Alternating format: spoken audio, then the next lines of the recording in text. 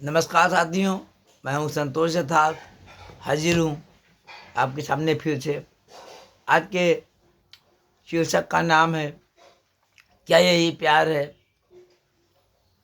आज एक फिर से नई सच्ची घटना लेकर हाजिर हूं। क्या आप लोगों को मालूम है, कभी दिल्ली में एक ऐसा समय आया था जब वहाँ के होटलों में तंदूर का इस्तेमाल होना बंद हो गया था। सोचिए आखिर क्यों। लोग तंदूर पर वैसे ही जैसे हम लोग खाते हैं बटर नान और छोले कुलचे खाते हैं तंदूर पर, और अचानक जो है हम खाना बंद कर दें। Is it possible? शायद नहीं। खैर, लेकर आता हूँ स्टोरी क्यों और कैसे। बात है 1995 2 जुलाई। दिल्ली की एक बंदा अपनी कार में पॉलीथीन में कोई सामान रखे हुए घूम रहा था।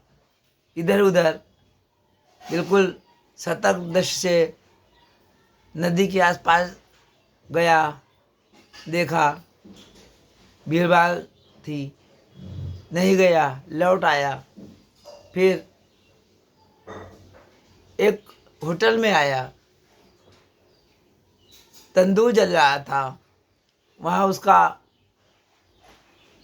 मैनेजर था उस होटल का, बगिया रेस्टोरेंट नाम था उसका, मैनेजर था। उससे कहा ये जो सामान है पॉलीथीन में, ये सब उठाकर इस तंदूर में डाल दो। वो उसका नौकर था, उसके सामने कोई चारा नहीं था। वो समझ गया था कि इसमें किसी इंसान की लाश है, लेकिन उसने वफादारी का धर्म निभाते हुए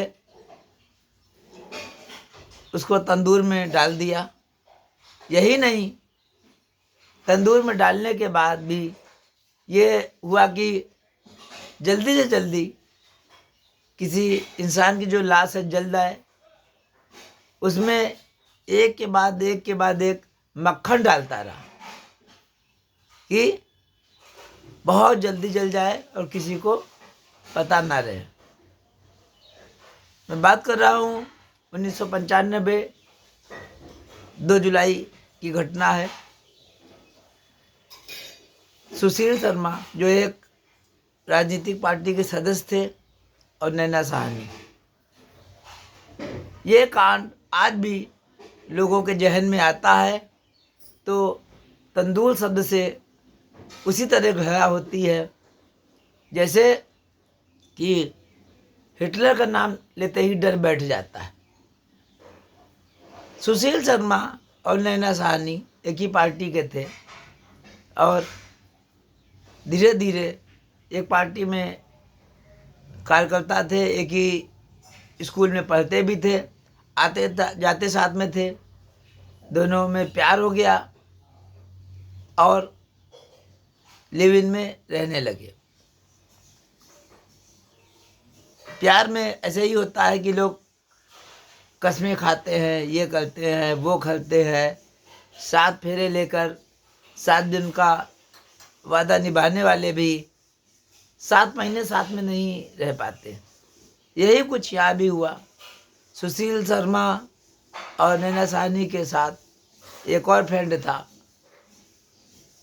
वो भी नैना साहनी को जानता था, और चूँकि ये दोनों साथ में रहते थे, तब भी वो नैना साहनी को फ़ोन करता रहता था।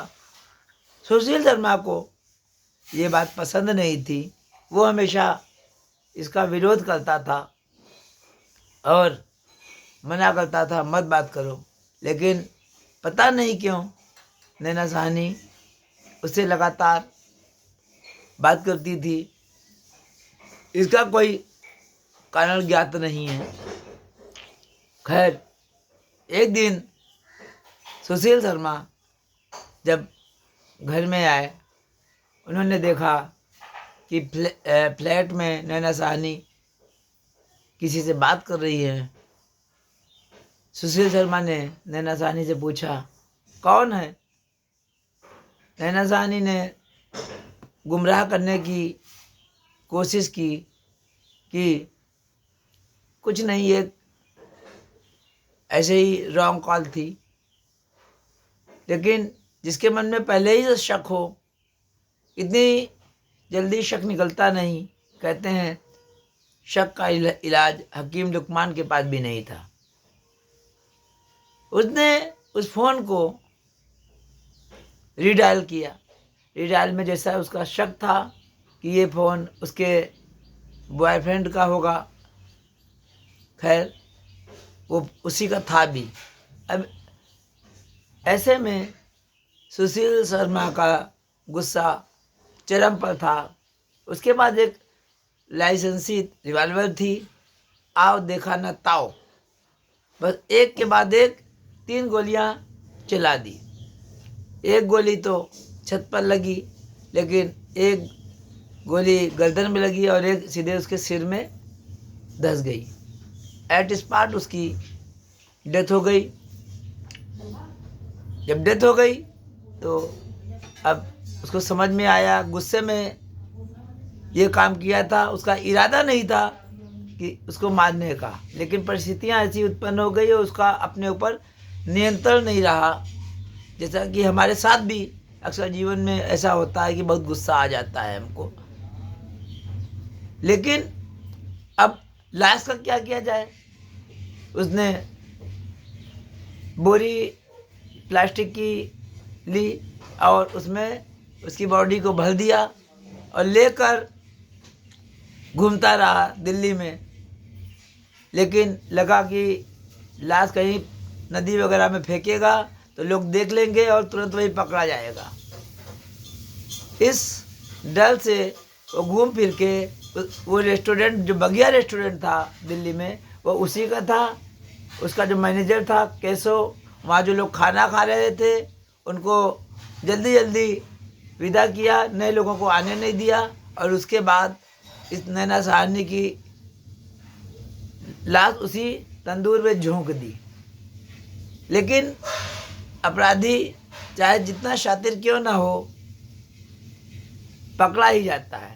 उधर बाहर एक सब्जी वाली थी, वो चिल्लाने लगी, आग आग आग। उधर से दिल्ली पुलिस के 2 कांस्टेबल जा रहे थे। वो आए पास में, हालांकि सुशील शर्मा और केशव ने उसको गुमराह करने की बहुत कोशिश की, लेकिन उनके मन में शक था।